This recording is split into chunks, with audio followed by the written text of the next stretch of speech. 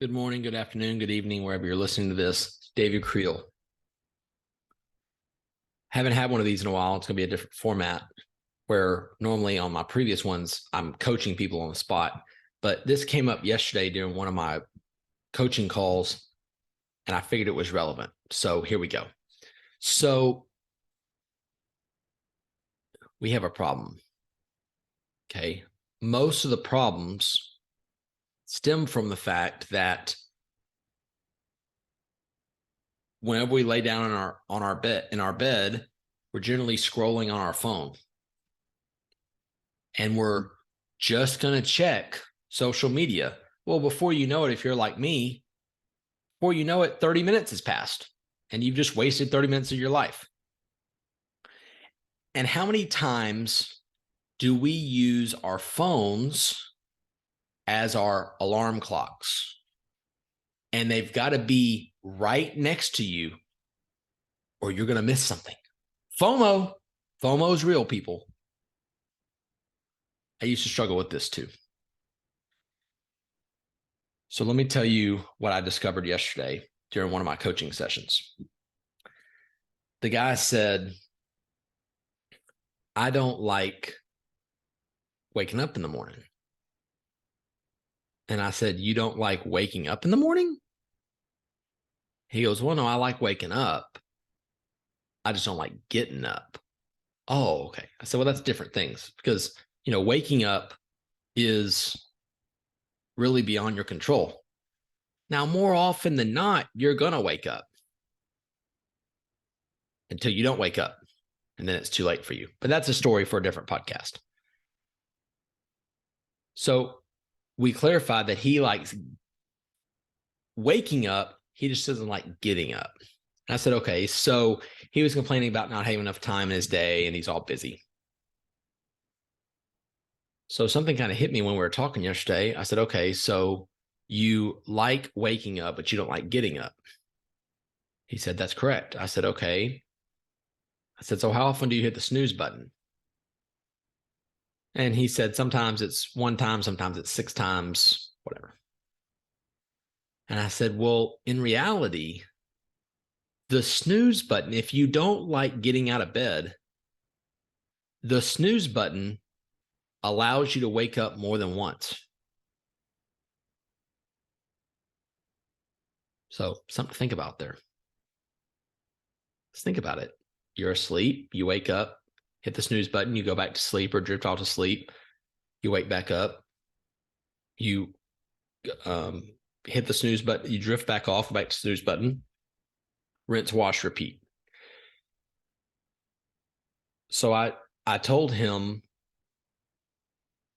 something that I'd never really noticed till yesterday. So if you have an iPhone, your snooze button is 8 minutes. And seeing how we fall asleep with our phones and our faces, it's easy to just roll over and hit the snooze button and sleep for another 20 or 30 or 40 minutes. But it's 8 minutes. Okay. Now that doesn't sound like a whole lot, 8 minutes. But if on average, you hit the snooze button one time a day, on average, that's 8 minutes a day. Now, that doesn't sound like a whole lot, but I literally just finished 3 days ago reading the book Atomic Habits. And in that book, Atomic Habits, he says little things over a long period of time make a big difference. And I think I'm going to prove my point about the snooze button here. So if you average one time a day, 8 minutes a day. Now, if you live where I live, I've got 7 days in a week. Now, there are a couple other days that apparently some of you think is on the calendar, but they're actually not. So like it goes Monday, Tuesday, Wednesday, Thursday, Friday, Saturday, Sunday. Now, some of you think that one day and someday are also on the calendar, but they're not. Monday, Tuesday, Wednesday, Thursday, Friday, Saturday, Sunday. Back to Monday. Okay. Someday and one day don't exist, But again, that's a story for a different day. So if you do one snooze button a day for 8 minutes, 7 days a week, on average, one a day, over 7 days, you're going to waste 56 minutes hitting the snooze button, which doesn't sound like a whole lot. You got, 168 hours in the week, so you got 167 left. But there's 4 weeks in the month, more often than not. So 56 times 56 minutes a week times every week is 224 minutes a month that you're wasting. And I don't know where you are, but where I live, there's 12 months in the year. So if you, on average, hit the snooze button one time a day for 8 minutes, in a week, you're going to waste 56 minutes. In a month, you're going to waste 224 minutes. And in a year, you're going to waste 2,688 minutes hitting the snooze button once a day. Now, that doesn't sound like a whole lot. 2,688 hours out of the whole year, drop in the bucket. But if you think about it, let's say you work 40 hours a week on your job. And with vacation or whatever sick time, you work 50 weeks a year. 40 hours times 50 weeks, that's 2,000 hours that you're spending working. You're wasting 2,688 minutes hitting the snooze button, or 44.8 hours. 44.8 sounds a whole lot like 45. So you're wasting a full work week plus 5 hours every year wasting. But what if you put that out to a decade? It means you've wasted 10 weeks, way more than 10 weeks of time you're just throwing away. Now, I used to struggle with the snooze button as well. So let me tell you what I did to fix that problem.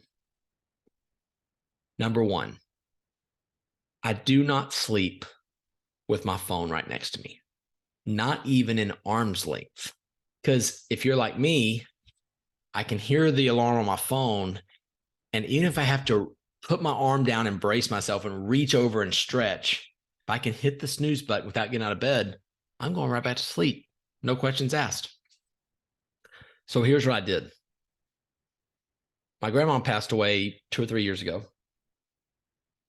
And I got her old school plug-in digital alarm clock. Now, the beauty of this is what I'm about to tell you. Have you ever seen the movie Jack Reacher? The first one. This isn't a spoiler alert, but it's one of the scenes. These crooked cops have Jack Reacher, who's Tom Cruise, arrested in this diner. And Tom Cruise looks at him and says, that phone over there is going to ring and it's going to be, General so-and-so. And he's going to want to talk to you. And they're like, yeah, whatever, pal. Well, then the phone starts ringing. And the phone keeps ringing. So they look at him like, how'd you know that? And Tom Cruise looks at him and says, it's going to keep on ringing till you go answer it. So the thing about that digital alarm clock is it's going to keep going off until you get up. But here's the thing. Those comes with snooze buttons too. So go get a digital alarm clock and put it on the other side of your room. That forces you to get up when the alarm goes off. Because here's something else too. See, you don't decide when to get up when the alarm goes off. You decided when to get up the night before when you set your alarm. So like for me, if you ever have an emergency in the middle of the night, I'm not the person to call because my phone is on silent in this room and I sleep in that room. But I got out of the habit of I don't play on my phone right before I go to bed because it's in here. And I got to put my phone in here and go in there. Then get a regular alarm clock, plug it across the room. The reason for that also is once you get up and you take 5 or 6 or 10 or 15 steps or however long it takes to get from one side of the room to the other side of the room, now you got to make a choice. Are you going to choose to get up and stay up whenever you decided 6 or 8 or 12 hours ago to set your alarm for that time, or are you going to get back in bed? Choice is yours. And let me dovetail just for a second. Let me go for a little rabbit trail. Follow along with me. If you struggle with self-confidence, like a lot of people do, and I've struggled with self-confidence before, it's not like I got all this figured out. But if you struggle with self-confidence, the best way to start increasing your self-confidence is keeping the promises you make to yourself. The key to building self-confidence is keeping the promises you make to yourself. So if you tell yourself, I'm going to get up at 6 o'clock in the morning tomorrow, pending I wake up, let's assume you do. My plan is I'm going to wake up at 6 o'clock in the morning. You get your digital alarm clock, set it across the room. It goes off at 6. You get up at 6 and you don't negotiate with yourself. Then every time you keep the promise you make to you, your self-confidence gets a little notch up. But the flip side is also true. Whenever you say you can get up at 6 and you get up at 6 and you walk across the room and you hit the snooze button and you lay back down, your self-confidence takes a little dip every single time you break a promise to yourself because you can't keep your word. And if you can't keep your word to yourself, then why would somebody else believe you to keep your word? If you can't even believe what you tell yourself. So that's what I did to solve the snooze button. Now, let me tell you what also I did too. I started a new morning routine January 1st of this year. And so far,